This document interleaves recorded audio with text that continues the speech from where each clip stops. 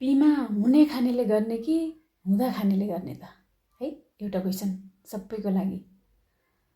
मेरो विचारमा बिमा भनेको सबैले गर्नुपर्छ, हरेक व्यक्तिले गर्नुपर्छ।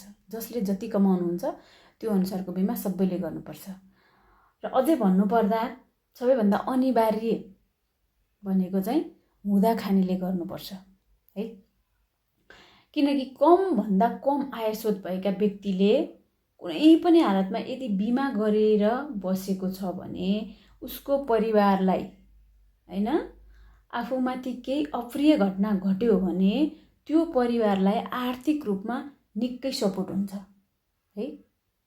किनभने एउटा व्यक्तिले मात्रै कमाउँछ, धेरैजना परिवार पाल्छ भने अब उसलाई केही भएको खण्डमा, उसले काम गर्न नसक्ने अवस्था भएको खण्डमा, कुनै घातक रोग लागेको खण्डमा अथवा कुनै दुर्घटना घटेर उमाथि कुनै दुर्घटना घटेर कुनै अब जस्तै दुईटा आँखा नै नदेख्ने भयो अथवा आँखाले काम नगर्ने भयो हैन, दुईटा हातैले काम नगर्ने भयो, दुईटा हात काटेर फाल्नु पर्ने भयो अथवा अब काम गर्न नसक्ने अवस्था भयो हैन, त्यस्तै दुईटा खुट्टा नै काम नलाग्ने भयो हैन, त्यस्तो अवस्थामा चाहिँ अब के गर्ने भयो त भन्दा यसले बिमाले चाहिँ त्यो परिवारलाई धेरै सपोर्ट गर्ने भयो।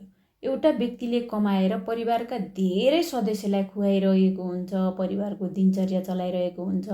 त्यो व्यक्तिले एउटा अनिवार्य रूपमा हरेक व्यक्तिले के गर्नुपर्छ त बिमा गर्नुपर्छ है।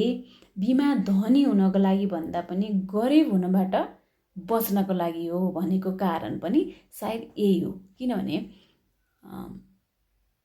आफूले खाइ नखाइ दुःख गरेर कुनै सम्पत्ति जोडेको होला हैन, जस्तै घर किनेको होला, जग्गा किनेको होला।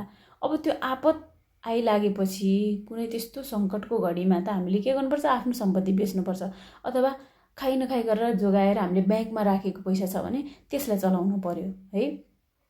अब हामीसँग त केही रहँदैन नि है, अनि हामी के भयौँ, गरिब भयौँ। त्यसैले गरिब हुनबाट बच्नको लागि पनि बिमा गर्नु जरुरी छ, धनी हुनको लागि होइन है त। हस्, धन्यवाद।